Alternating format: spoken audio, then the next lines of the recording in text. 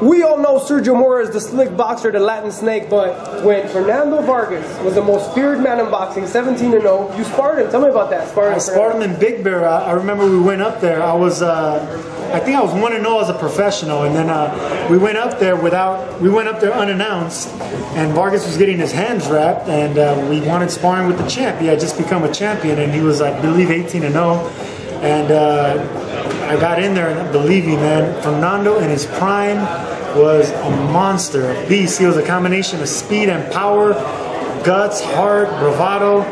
But to this day, ask him, please, everyone ask Fernando Vargas, who's one of his best sparring partners? And I'm pretty sure I'm up there with him because, you know, he definitely got respect out of me, and it was mutual. But this guy's one of the most ferocious guys I've ever been in the ring with, even though it was sparring.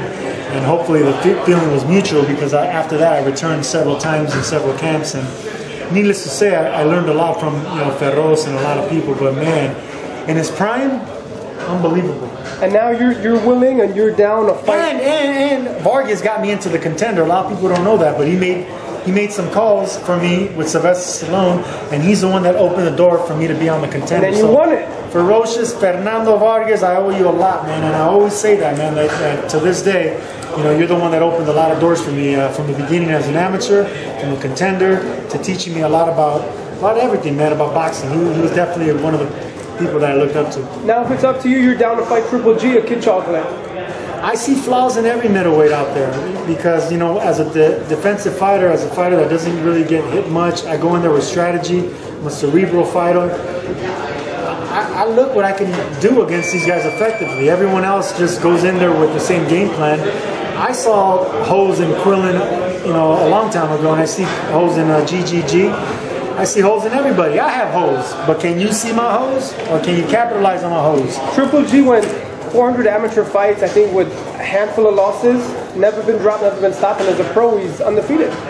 How would you give him his first defeat? And he's a silver medalist. Man, you listen, not to say that I'll go in there and shock the world and be Sugar Ray Leonard, but in my mentality, I can go up there with angles. You got to use angles with Triple G. You got to fight him on the inside also. You can't just back up the entire time. You got to bang him to the body. You got to use a lot of feints, you know, show you what he's showing you. He has great technique, so you got to tap him up here. Let him. Why am I telling you everything? Why am I telling you everything? I'm gonna fight this man. I'll Sergio, show you. I like your mentality because sometimes I talk to fighters and they're not confident going into a fight. And you can see it, like when Cotto fought Edwin Rodriguez, I felt Rodriguez walked into the ring scared. That's the way he looked to me. Macklin was scared when he fought GGG. I think what's his face, Rodriguez was very scared fighting Cotto. I mean, if that was you fighting Cotto, I know you would go no to no. I know you would make him. I offered Freddie Roach to go up to Wild Card and just get some sparring in with Cotto, considering that I have similar style to Delvin. And, you know, Freddie's been watching me spar since I was an amateur, so he knows what I can do.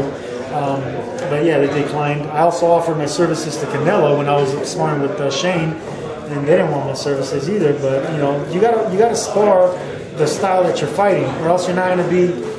you're not going to... Look at how Canelo, how much trouble he had just because Floyd was not staying in place.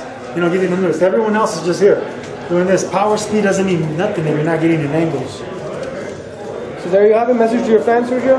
Listen, my hardcore fans, I love you guys all. Be back. I want no bandwagon fans. And to all my haters, keep hating. Keep hating. I love you guys too. It's a beautiful sport. You just got to appreciate the little things. Ellie appreciates the little things, and I appreciate the big things out of him. So, you know, Sergio Mora reporting November 16th. There you have it, Sergio. And I think I probably have more haters than anybody else, but that's okay. Stay tuned for EsNewsReport.com. I'm Ellie Back reporting.